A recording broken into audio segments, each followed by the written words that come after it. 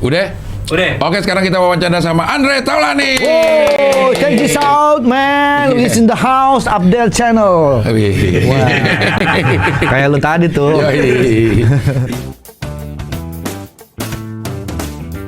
Iya, apa kabar deh? Baik, alhamdulillah. Pak, lo dipanggil Pak Haji sama orang prediksi ya? Semua sekarang dimanggil, sebenarnya manggil gue Pak Haji pertama kali itu Sule. Oh, karena? Ya karena katanya gue udah haji. Gitu. Ya karena haji makanya dipanggil Pak Haji. Iya. Awalnya itu lo dipanggil Pak Haji. Lama-lama akhirnya karena seringan dipanggil Pak Haji di tempat setiap syuting, lama-lama akhirnya orang semua manggil begitu. Oh, termasuk prediksi. Prediksi begitu. Dre, lo kapan nganggurnya sih, Pak Haji? Lu mah doanya gitu ya. Enggak, maksud gue lihat. Ini gue lagi nganggur nih sekarang. Enggak, lagi break. Nganggur sama break beda. Oh iya. Nganggur sama break itu beda. Bener. Ya alhamdulillah masih. Enggak pernah ya? Enggak pernah ya? Mulai dari Gua tuh mulai apa namanya? Apa bilangnya kalau setiap hari itu? Stripping. Itu dari 2009. Hingga kini. Alhamdulillah. Alhamdulillah banget. Berarti nggak pernah ngerasain nganggur selama 11 tahun? Nggak pernah. Tapi ngelenongnya itu 2006. Udah stripping juga tapi pagi ya. Berarti dari 2006.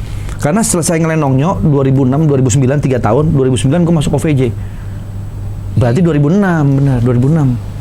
14 tahun. 14 tahun ya alhamdulillah. Kalau ada libur berarti lo lagi break. Lo memilih untuk nggak kerja, bukan terpaksa nggak kerja. Cuti atau ya istirahat dulu lah liburan gitu. Tapi setiap tahun pasti ada lo liburan. Tahun ini nggak. Rencananya mau kemana tadinya? Tadinya sih pengen ke Bali.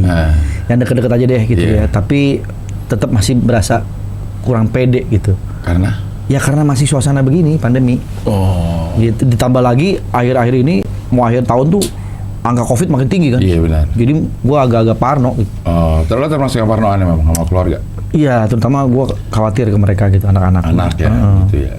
Gitu. Lu juga nggak liburan hari tahun ini? Kan harusnya liburan tuh. Harusnya kita ke Amerika ya? Ke Amerika, iya. Tapi nggak kejadi. Iya, mungkin nantilah next time lah. Iya. Kalau ngeliat Andre ini perjalanannya, maksudnya gue udah tahu dari mungkinkah kita kan selalu bersama gitu. Lagu siapa itu? Lagu ini apa, sebuah grup band yang nggak lengkap karena dia cuma stanky.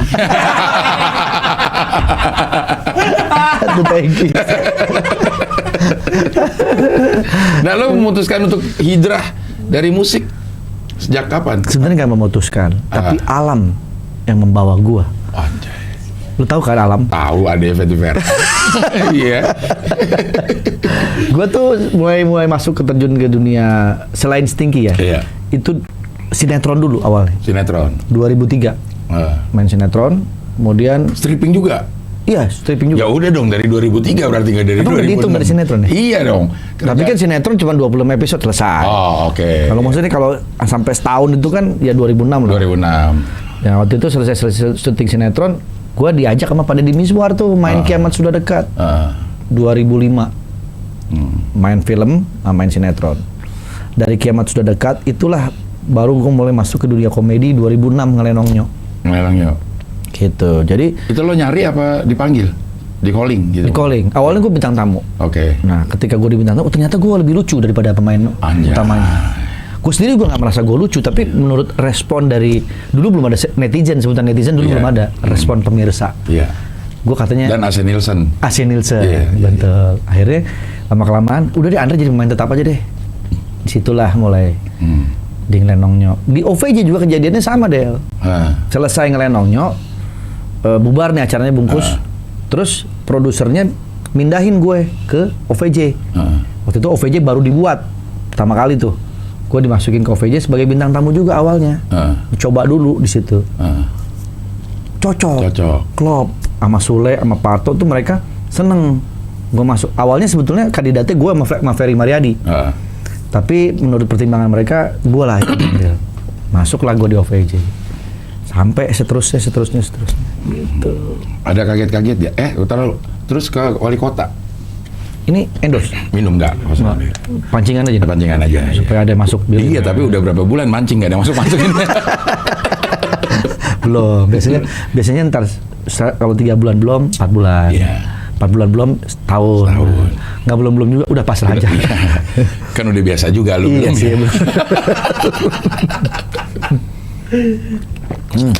Di tengah-tengah itu Iya. lo lagi naik-naiknya lo ke wali kota. Iya, itu pas zaman OVJ itu. Iya. 2009, 2010.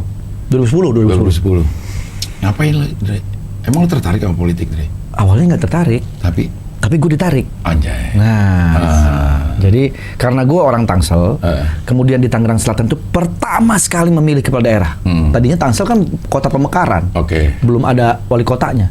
Itu perdana 2010. Jadi pemekaran dari Kabupaten Tangerang. Jadi Kota Madya Tangsel. Betul. Nah itu mau dicari wali kotanya. Nah akhirnya berkompetisi lah, berkompetisi. Terus karena gua warga Tangsel, terus anak muda, ya kan, gua dipasangkan dengan orang birokrat dari Pemda Kabupaten Tangerang, Pak Arsid waktu itu. Oh, memang udah berpengalaman dia? Dia udah berpengalaman di bidang birokrasi. Gue mendampingi dari public figure gitu. Ya udah akhirnya kolaborasi itu jadi. Bertempurlah kita. Kalah sama Bu Airin. Kalah Bu Airin. Bu Airin kan memang apa namanya? Dia pasangannya juga orang apa namanya?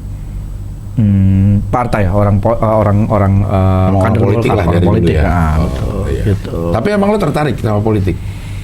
Belajar sih akhirnya. Belajar dan memang jujur aja akhirnya gue pikir gue nggak di situ lah. Gitu. Bukan tempat lo ya? Bukan tempat gue di situ. Iya. Kenapa? Karena seniman itu orang yang jujur. Oh berarti politik? Politik tidak jujur. Politisi? Sama, tidak ada yang jujur orang politik itu semua. Semuanya strategi. Gue tidak menyalahkan itu. Ya memang begitulah namanya juga politik. Benar. Ya kan seperti itu. Iya. Hampir sama-sama komedian sepertinya menurut gue sih. Mengarahkan orang ke satu tempat, begitu nyampe nih rame-rame ditinggalin gitu. Kok gitu? Kaget jadinya. Kalau komedian juga gitu kan. Kita bikin setup nih kalau di stand up komedi ada premisnya, terus kita bikin setup, orang udah mikir ke sini, kita belok. Jadi ada efek kejutnya ada. Jadi kalau politik itu kan banyak bermain strategi, lalu kemudian juga ya namanya istilahnya sudah politik. Ya kalau diterjemahin atau kita pelajari, ya memang bermain strategi di situ. Soal benar atau salah, kemudian apa namanya berkhianat atau tidak, ya itu semua udah bagian dari situlah. Nah gue nggak berani begitu bermain di situ. Karena ada hal-hal yang nggak keterima sama moral gue dan batin ya. Karena orang kalau gue nih kepenginnya tuh A ya A gitu. Bukan A tiba-tiba disulap jadi B gitu. Tapi kan di situ seninya kata orang-orang. Ya itulah seni politik. Seni politik. Orang politik masuk ke dunia komedi juga pasti bilang, wah komedi ternyata begitu ya. Nggak segampang gitu sama. Gitu. Iya. Ya situ seninya. Misalnya ya, kenapa? Kurang gede. Mati. Ya gua mati. Mana ya? Cek. Belum masih mati. Coba mati. Dari yang bagian mana tuh? Seni politik. Gimana ya? Cek. Masih mati. Matiin dulu deh, Man. Udah. Cek. Udah. Cek. Kurang kenceng. Udah. Ini aja kali ya, Ceng. Iya, tadi gua bilang di sini aja kali. Nah, tuh. Aman kan? Aman. Oke, lanjut lagi tadi di situ justru seni berpolitik. Ya, misalnya nih ya, gua kasih inian ya. Setuju juga. Misalnya penggusuran orang kaki lima. Kalau menurut peraturan itu memang harus digusur. Kan? Memang harus digusur. Tapi kalau kita pakai pendekatan manusia, dia orang lagi nyari duit. Betul. Nah di situ jadinya ya. Ya itu kadang-kadang kan bertolak belakangnya begitu. Di sisi lain secara humanis mereka di situ nyari nafkah segala macam. Tapi kalau ada peraturan perundang-undangan memang udah harus digusur. Ya itulah kayak gitu-gitu yang kita tuh masih susah ya untuk. Susah ya. Jadi memang harus ada bakat berarti. Harus ada bakat, betul. Sama seperti seni berarti. Ya? Menjadi politisi itu harus punya mental baja dan mental berani malu. Mengambil keputusan yang nggak populer lah istilahnya. Iya betul. Gitu. Nah, lu sampai udah ikut ya pemilihannya. Pemilihannya udah ikut. Udah ikut. Berarti banyak rapat-rapat. Ikut semua. Capek dong. Ya kayak misalnya gue baru bisa menemuin ada istilah serangan fajar lah. Itu ada benar. Kemudian suara dimanipulasi, ya kan? Terus ada lagi KTP yang bisa di double, pemilih ganda. Pemilih ganda. Itu kan semua tidak ada kejujuran berarti di dalam situ. Tapi ya gue nggak bisa menyalahkan. Itu udah permainan dari politik dari zaman dahulu begitu. Nah itu dia yang tadi gue bilang, kita orang yang belum pernah terjun melihat keadaan kayak begitu kayak seolah-olah nggak menerima gitu. Tapi kalau orang-orang yang sudah bermain di situ, orang yang sudah tahu, paham seni politik, buat mereka ya fine-fine aja itu. Ya, emang itulah kerjaan emang kita. Itulah begitu. Iya. Dan lo memutuskan udah enggak lagi lah? Atau mungkin satu saat ya, kalau memang ternyata ditakdirkan ke sana ya kenapa enggak. Gua nggak mau naif bilang, wah gua nggak akan mau lagi gitu. Ya nggak juga. Nanti tiba-tiba misalnya apa tatawan atau gue mau. Iya. Tapi setidaknya kan gue udah belajar. Oh begini loh dunia politik. Oh begini loh kalau kita mencalonkan seperti ini, permainannya seperti ini gitu. Udah belajar lah. Dan lo udah siap juga ya, ada hal-hal yang udah lo pernah lihat gitu. Jadi responnya jadi gak bisa gitu. Ya mudah-mudahan lah kalau terjun ke dunia politik bisa membawa kemaslahatan bagi umat Tangsel. Amin. Iya. Kalau main tapi gue mau nanya dong sama lu orang yang asik diajak diskusi nih. Katanya orang kalau mau bermain di dunia politik atau katakanlah untuk kemaslahatan umat, untuk mensejahterakan masyarakat segala macam, apapun lah sebutannya ya. Ketika orang baik terjun ke situ, itu susah untuk bisa jadi. Atau membuktikan bahwa dia itu benar gitu. Kayaknya enggak ya kalau memang terus ini. Politik itu kan, gue kan belajar ilmu politik ya. Kuliah gue di ilmu politik. Yang pertama kali diajarin itu politik itu adalah ilmu di mana lo harus bisa mengakomodir perbedaan-perbedaan. Selama perbedaan itu sesuai dengan kepentingan kita. Jadi memang politik itu all about kepentingan. Jadi kalau begitu lo kepentingannya sama, lo nggak peduli perbedaan nih. Misalnya sama-sama pengen ngajuin jadi calon wali kota sama wakilnya. Mungkin di pusat tuh Gerindra marahan sama PDIP, tapi begitu di kota mana dia bisa jadi koalisi. Jadi koalisi. Untuk kepentingan, berarti ujungnya tetap kepentingan iya. ya. Jadi sejauh mana kepentingan itu bisa Nah, sekarang untuk mencapai sebuah kepentingan itu diproses atau dijalani dengan benar atau salah menjadi patokan nggak? Enggak lah. Kadang-kadang kayak tadi gue bilang kan, untuk mencapai sebuah kepentingan dilakukan dengan cara-cara yang salah pun juga nggak apa-apa. Yang penting kepentingan gue tercapai. Sebenarnya secara moral sih nggak boleh ya. Tapi kan lu udah terjun ke dalam kolam yang seperti itu. Itu dia, makanya itu gue nggak kuat kalau gitu. Iya. Disitunya gitu. gue nggak bisa. Sebenarnya ada loh hal-hal yang bisa juga kan, kata orang ya. Lo kalau pengen merubah sesuatu dalam skala besar, lo harus masuk ke dalam sistem yang bisa mengubah.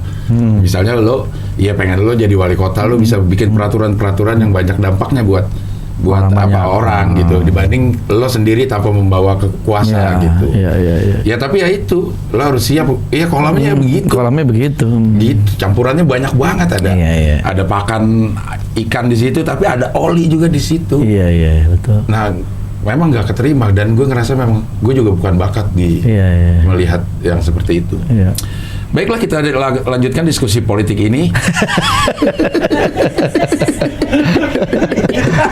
Keren kan, nggak apa-apa kan? Iya loh. Iya kan. Nggak apa-apa, gue kita senang kan, malah. iya nggak, kita ngobrol tuh kan, katakanlah orang lihatnya gila, bahasannya serius banget sih politik, tapi kan kita ngebahasnya dengan santai. Benar. Ya kan? Kadang-kadang bisa lebih masuk mungkin. Benar. Iya. Itu yang selalu gue pakai gitu, berpedoman banget. Kalau kita mau merubah sesuatu ya kita memang harus masuk ke sistem itu.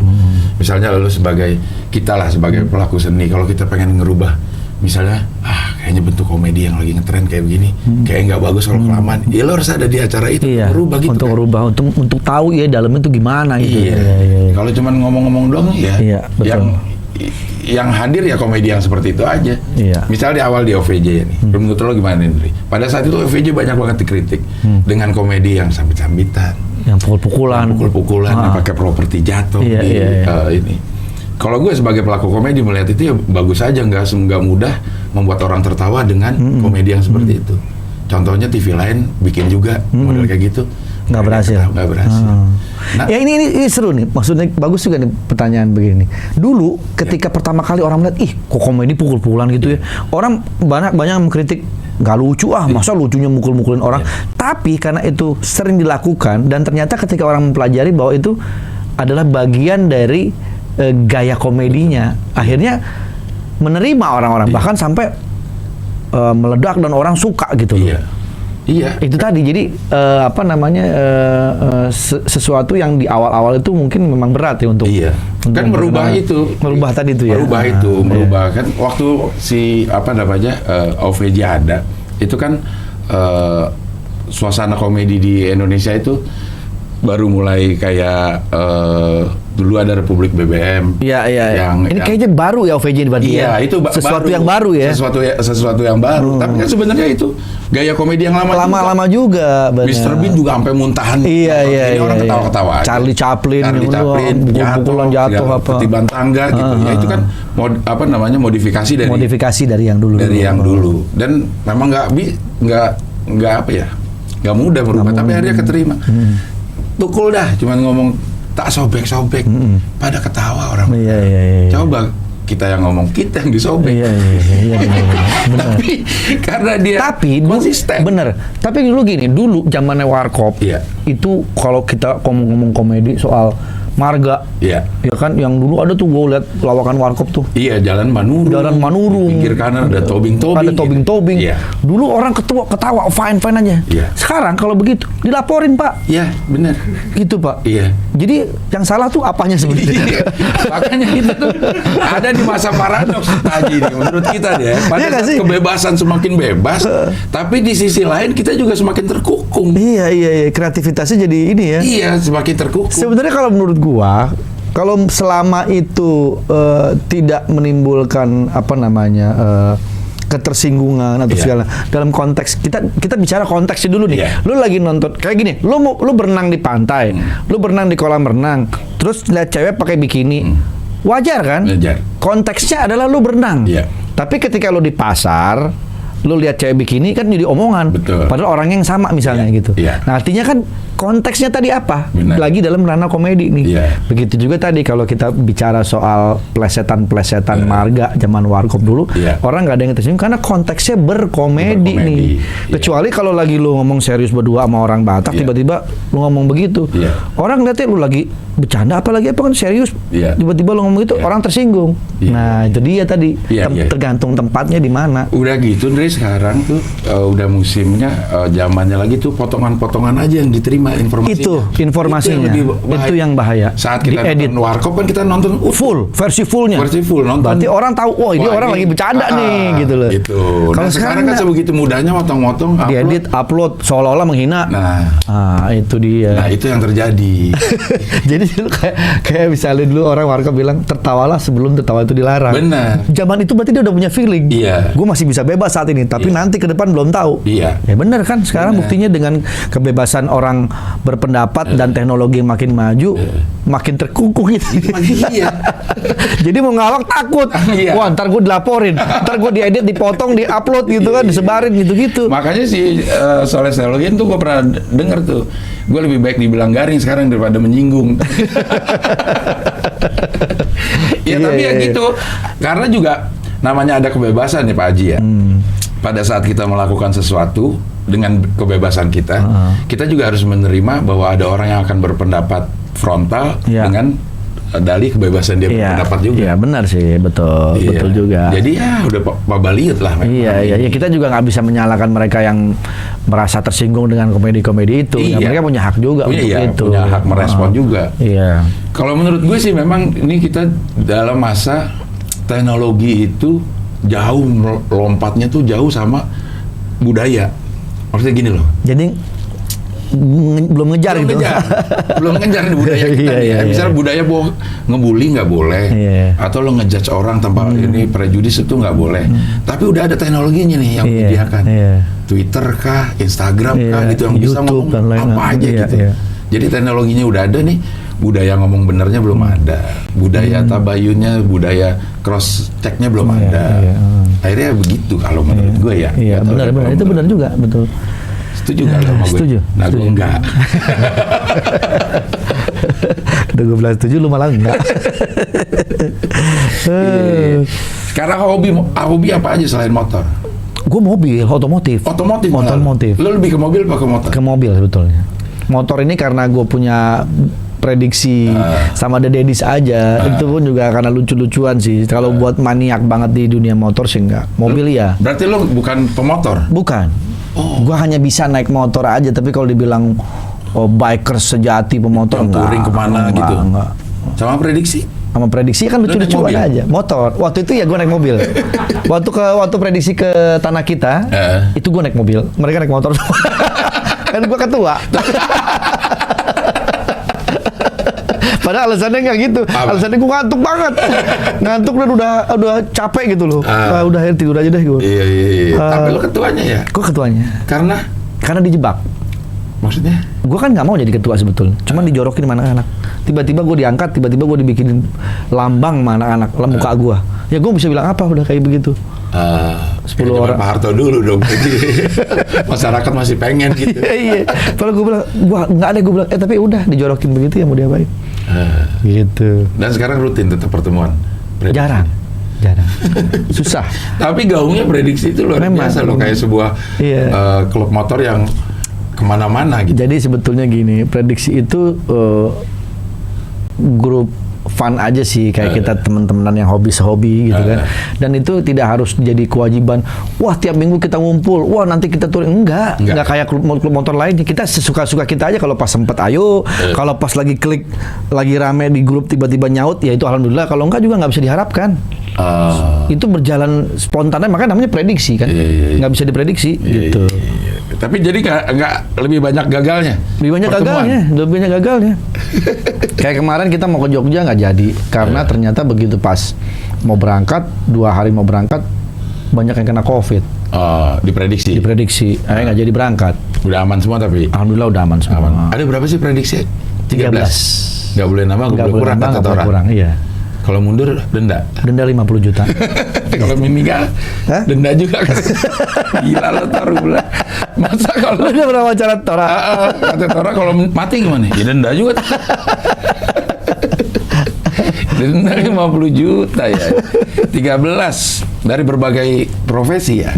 Itulah hebatnya ketika prediksi kumpul semua, kan susah banget ngumpulin orang-orang ini kan orang sibuk semua. Nah, makanya ketika kita ngumpul berangkat touring Jakarta sepi. Istilahnya begitu. Karena orang-orang yang ada di TV-nya semua nggak ada. Gitu. Tapi ada pemusik, ada pelawak, komedian, kemudian komika. Ada juga. Komika siapa? Soleh.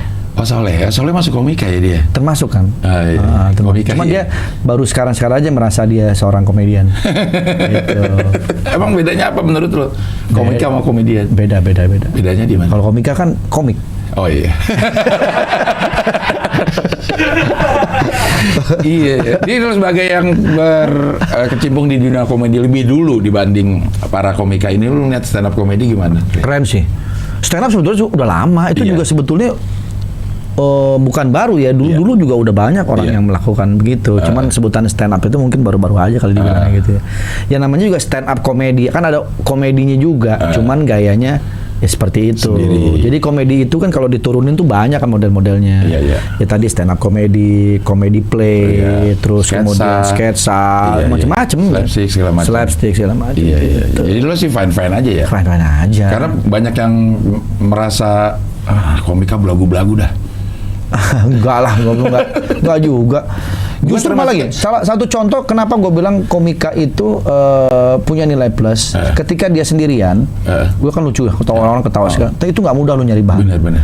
Dan dia sebetulnya kalau bergabung ke dalam sebuah grup bisa juga lama-lama. Contoh Regen menurutku seorang komika yang berhasil ngeblend dengan komedian, dengan lawak konvensional lah.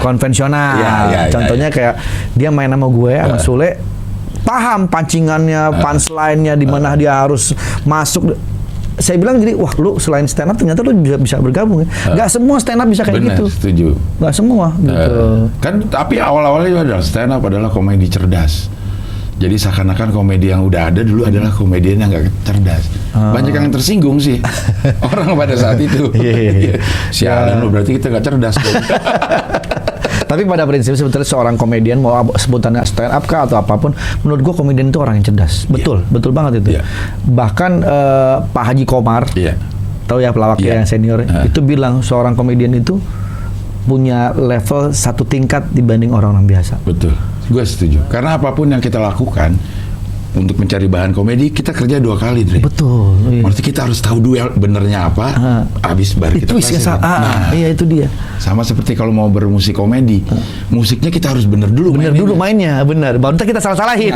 Itu dia. Iya, memang 2 kali. Itu 2 kali. Kerjanya memang pantas kita dibayar lebih mahal ya. Iya, itu dia. Wajar lah gitu, wajar. Makanya bilang, gila lu Dre, lu kaya dari komedian, lu kaya dari ngelawak. Ya iya memang, alhamdulillah. Iya. Gitu. Iya. Gitu, bukan berarti dinyanyi enggak ini ya, tapi memang ya karena rezekinya gue banyak di komedi. Gitu. Tapi sama Stinky masih?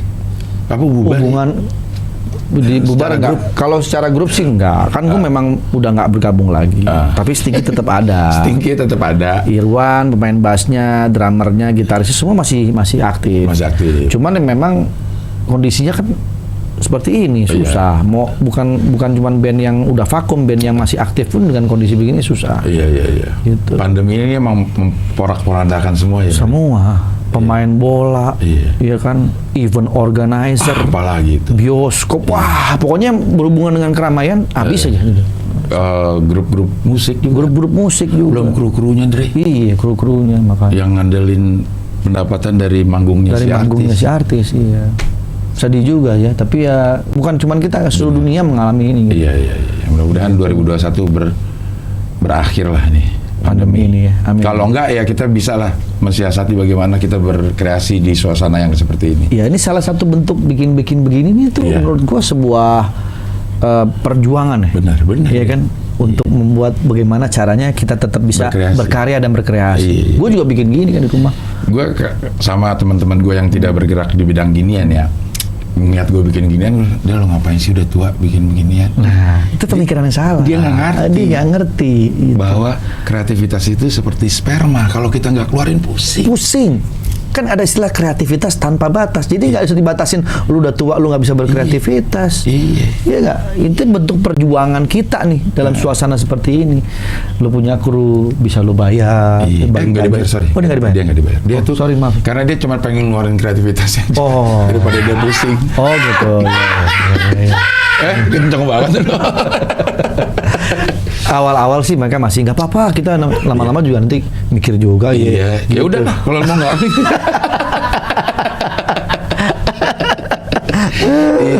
Tapi YouTube juga lo termasuk yang awal-awal ya, Tri? Tadi tahun berapa lo? 2018 gue bikin YouTube. 2018 ini YouTube, cuman mulai ramenya itu ya 2019. Iya, alasan lo waktu itu? Nah ini seru nih, yang mulai YouTube dulu tuh si Sule sebetulnya. Ini yang deketan sama gue dulu ya, Sule dulu udah mulai duluan. Tapi gue gak ada tertarik sama sekali. Aduh ngapain sih, gue udah cukup capek dengan acara reguler gue di net gitu ya. Terus gue harus lagi YouTube. Apa nikmatnya YouTube itu kan cuman begitu gitu doang gitu. Awalnya. Lama-kelamaan tiba-tiba ada tim 2 orang nih, teman gue Tegar sama Melvin. Dia yang mensupport gue. Mas, lu bikin YouTube mas. Sayang nih dunia digital akan berkembang. Bla bla bla bla. Dia pokoknya ini approach gue lah. Dengan gayanya mereka, gue masih, tapi gue nggak punya ini orangnya, nanti kita yang jalanin nih. 2 orang. Padahal lo malas doang itu ya? Malas doang. Bukan nggak punya orang ya? Kan bisa dicari sebenarnya. Bisa dicari, cuma akhirnya 2 orang inilah yang membantu tanpa dibayar. Yang penting Mas Andre punya YouTube dulu. Kayak inilah ya? Kayak ini nih. Begitu. Begitu berjalan, dong, wah keren. Gue mau menikmati hasilnya tuh. Pertama kali gue dapat AdSense YouTube, itu dapat duit gue 130 juta. 130 juta? Gue juga sampai kaget. Hah? Sebanyak ini? Ya karena setiap konten gue trending dan view-nya gila-gilaan. Karena mungkin pertimbangan gue pertama kali bikin YouTube, lalu begitu gue keluar YouTube, orang penasaran. Ternyata konten gue pada saat itu juga menarik karena sketsa-sketsa gue sama Sule, gue sama Ricis, gue sama Atta, gue sama Raffi, gue collab sama orang-orang gede semua tuh yang subscribernya udah banyak. Jadi dan trending terus. Setiap gue ngeluarin konten trending. itulah makanya gue dapet gede. Dari situ gue mau semangat. Wah, oke deh kalau begitu. Nah akhirnya kedua tim itulah si Melvin sama Tegar ini yang akhirnya lama kelamaan karena dia membangun Taulani TV di awal, sekarang udah gua kasih kepercayaan megang YouTube gua. Udah gua angkat udah jadi bayar. Bukan gua bayar lagi, gua kasih saham. Gua bikinin PT, gua bikin usaha. Dia jadi direkturnya. Oh. Jadi gua udah berbadan hukum. Si YouTube lo ini, Taulani TV ini. Iya. Karena udah banyak gua kerjasama dengan klien-klien yang masuk built-in dan lain sebagainya, gitu. Kalau selain dari, kalau uang 130 juta mah lo nggak ada apa-apanya, Ndri. Di luar itu ada kepuasan lain nggak bikin YouTube? Nah, YouTube menjadi portfolio atau album kita nih, selain dari bisnis ya. Satu saat nih kita udah umur berapa lah, udah tua, itu menjadi kayak album kenangan kita. Kita nonton lagi zaman kita dulu, kayak punya history atau file sendiri gitu. Itu salah satunya sih. Di samping kita punya album yang di rumah, kita punya secara video, visual ada. Ya, gitu. Prosesnya lu juga fun lo ngerjainnya. Iya, ternyata awal-awalnya memang berat ya. Awal-awal lu yang males lah, terus gimana segala macam. Tapi ya gue harus jalanin gitu kan. Gue bilang kalau ngerjain segala sesuatu itu jangan tanggung-tanggung dan jangan ini males gitu, harus maksimal sampai titik kita mau gimana lagi nih gitu. Akhirnya gue jalanin terus, alhamdulillah pelan-pelan tanpa kita sadari, bagus ya terus. Tim gue semakin banyak, karyawan gue semakin banyak, bisa menghidupi orang banyak juga di tengah pandemi gini. Alhamdulillah kemarin ketika kita benar-benar stop PSBB tuh, kegiatan gue kan jadi cuman YouTube doang tuh. Nah alhamdulillah juga ketolong dari YouTube. Dalam suasana sepi job itu, gue isi dengan YouTube. Dan bisa sampai nutupin sekarang, lah ya. Bisa nutupin paling nggak buat kebutuhan operasional. Iya. Gitu. Jadi ngerjain enak, uangnya juga enak. Nah dan ternyata perkiraan kita, prediksi kita betul. Apa itu? Orang akhirnya berlomba-lomba bikin YouTube dan memang betul. Kedepannya ini dunia digital ini keren banget, Del. Gitu. Iya. Jadi nggak ada istilah terlambat. Kita bikin YouTube ini, dan buat orang-orang yang menganggap bahwa lu ngapain sih, udah tua lu bikin begini, itu pemikiran yang salah menurut gua. Karena ini menjanjikan kok gitu. Iya. Bisa tergantung kreativitas. Tergantung ya? Balik lagi ke kreativitas. Tapi jangan melihat juga bahwa enaknya aja. Ya tetap kita harus berkreasi dan berlomba-lomba untuk memberikan konten kreatif yang bagus gitu. Sama aja lah lu kalau masuk ke konvensional TV, kalau lu nggak kreatif, lu nggak memberikan kreasi lu, bakat lu dengan baik, juga lu habis juga gitu. Ya. Nggak terjaga juga ininya, konsistensinya. Kan kalau misalnya di TV lo datang kasih skrip, Pak Haji lo jadi gini. Mainin. Kalau di YouTube sih enggak ya. Lo yang pengen gitu ya. Makanya gue bentuk tim kreatif, bikinlah gini. Gitu. Bedanya ada jadi kepuasannya ya. Iya. Kalau YouTube tuh dianggap kayak bayi kita sendiri, kita mau kita ini sendiri, mau kita jadi apa ini kita yang ini. Kita sendiri ya. Sebentar ini ada pesawat lewat karena ini dekat Halim. 9 bulan. Hamil. Walah. Saya udah kaget, saya pikir mana gitu. Ini orang tua baru nyampe. Enggak, ini dari bunyinya ya. Kalau yang ini kan cuma 4 desibel tuh. 4 desibel itu ohm. Oh, ini tergantung desibel ya? Dia desibelnya. Kalau 4 desibel ohm. Kalau orang tua? Kalau dia antara 6 sampai 12 lah kan namanya. Oh iya sih, lebih tinggi. Iya, kan lo denger. 4 desibel. Iya. Ohm lu nih berarti ya? Iya. Luar biasa. Anak berapa, Andre? Alhamdulillah 3. Alhamdulillah 3 ya. Laki 2, cewek 1. Iya. Umur? Yang besar udah masuk 14 tahun, yang nomor 2 11 tahun, yang nomor 3 9 tahun. Iya. Waktu lo merit, kalau ingat apa enggak ya? Lo tuh lagi bikin dummy sama gue lo, Andre. Buat La TV. Oh iya benar. Yang di mana gitu ya? Iya kita bikin sketsa komedi ya. Iya sketsa komedi sama Ito itu. Iya. Lo merit tahun berapa ya itu ya? 2000. Belum AVJ berarti. Belum 2003 atau 2004 ya. Iya makanya nih. Gak laku tapi nggak laku. Iya. Gue inget ke syutingnya itu. Ingat gue inget. Iya. Nih Indri, gue punya ketakutan nih kalau pandemi kayak gini. Anak gue yang umur 12 nih. Gue takut dia nggak ketemu jodoh, Dri. Di mana dia bisa ketemu jodoh kalau keadaan kayak begini terus? Dia nggak nambah temen. Kan masih 12 tahun. Iya, kalau keadaan kayak begini terus, semua serba online, serba segala macam. Nggak bisa keluar ketemu orang. Gue takut keadaan kayak begini terus. Lu belum kepikiran dia? Kalau gue kepikiran. Iya, kepikiran juga sih. Dia nambah temennya di mana, Dre? Lewat online. Tapi kan online juga kalau nggak ketemu nggak enak. Nggak ketemu nggak enak, kita nggak bakal tahu. Ya nggak apa-apa ketemu sekali-sekali. Jadi kayak zaman dulu. Nggak bisa sering-sering ketemu. Iya. Malam minggu aja ya datang ke rumah, begitu datang juga pakai masker ya. Iya. Pakai apa PSBB apa namanya? Jaga jarak. Protokol 3M ya. Iya. Kan jadi kayak dulu lagi, seru sih. Oh iya juga ya. Iya, kayak pacaran zaman dulu kan cuma seminggu sekali boleh datang gitu. Ketemu juga nggak boleh deket-deket, aman kita ya. Aman. Dan enaknya lagi kalau sekarang kita masih bisa lihat dari video call wajahnya gimana. Kalau dulu malah sama sekali nggak bisa lihat. Iya. Nah, sebenarnya kayak gitu. Tapi menilai kepribadian itu orang gimana kita sebagai orang tua? Kita ajak. Zaman dulu gimana? Kan bisa. Iya. Zaman dulu juga gimana ya? Sekali seminggu sekali doang bisa dinilainya. Iya. Paling boleh beberapa kali, ya udah mau jalan boleh. Ya paling cuman nggak lama-lama ya. Ya kalau sekarang juga gitu, mau jalan boleh aja, cuman ya izinnya pakai Zoom kita. Iya, bener. Dilihat backgroundnya apa ini nih. Apa? Kalau dia pakai background pegunungan, wah dia pencinta alam. Bukan lebih mudah lagi kan kalau di rumah, kenalin dong orang tua kamu yang mana, lihat Zoom gitu kan bisa kelihatan. Rumahnya gimana, dia video call, room tour. Iya juga sih ya. Iya. Tapi nggak nambah orangnya ini, Andre. Iya sih. Maksudnya ya segitu-segitu aja sih, teman sekelasnya aja. Mereka pun kadang-kadang juga udah mikir, teman-temanku gimana ya? Iya kan? Terus gue bilang gini sama anak gue, kita udah mau setahun loh. Iya. Kalian nggak sekolah. Kebayang nggak sekolah kamu kayak gimana suasananya? Iya, udah banyak ininya kali ini. Iya kan? Gonggok. Kursi-kursi pasti udah ditaruh di atas semua.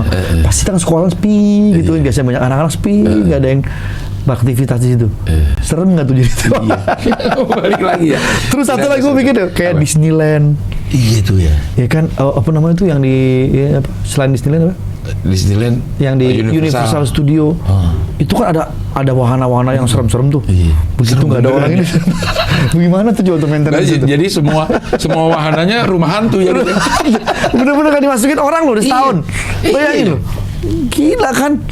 Iya. Duit mati aja tuh coba tuh. Iya. Karyawannya pada ngapa? Kalau pada ngapa pasti kan udah pada dipecat-pecatin juga lah. Orang nggak bisa beroperasi tempat itunya. Iya benar juga ya. Jadi penunggunya makin banyak dah. Tuh bayang gimana tuh Disneyland tuh ya, serem banget. Aduh. Udah berapa menit? Oke, ini pertanyaan terakhir buat Pak Haji Andre Taulani. Apalagi cita-cita lo, Andre? Masih ada nggak sih obsesi lo, Andre? Apa ya? Gue pengen bikin masjid sebetulnya. Oke. Itu pengen banget gue. Artinya kita kalau orang punya rezeki itu kan, wah kita investasi, properti, usaha apapun gitu ya, beli tanah, beli segala macam. Tapi kita nggak ada investasi akhirat tuh gitu. Iya. Pengen gue kayak gitu. Ya kan kayak misalnya investasi properti, beli tanah 1M, 2M, simpen, naik segala macam. Kan 1M, 2M bisa jadi masjid loh. Yeah. Kalau dari daerah-daerahnya yang, tapi kan itu investasi yang sampai kapan pun nggak, sampai akhirat, bro. Iya. Gitu ya. Bahkan itu katanya kekayaan kita yang sesungguhnya. Ya itu, pengen banget gua. Iya. Udah ada tanahnya yang udah lo lihat-lihat.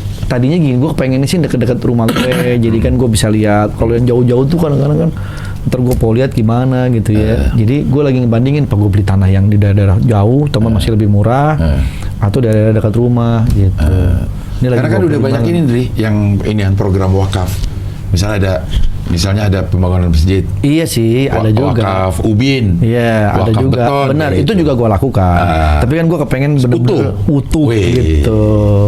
Iya. Sih, punya sendiri gitu kan. Tapi buat umum kan? Buat umum. Namanya Masjid At-Taulani gitu kan.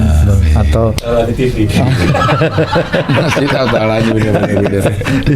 Al-Andre misalnya gitu kan. Al-Andre kan. Iya. Oke lah kalau begitu, Andre. Terima kasih sudah hadir di sini. Mudah-mudahan berkah terus hidupnya dan amin ya Allah, amin. Kita bisa ketemu lagi di Tamu Wawancara yang berikutnya. Terima kasih.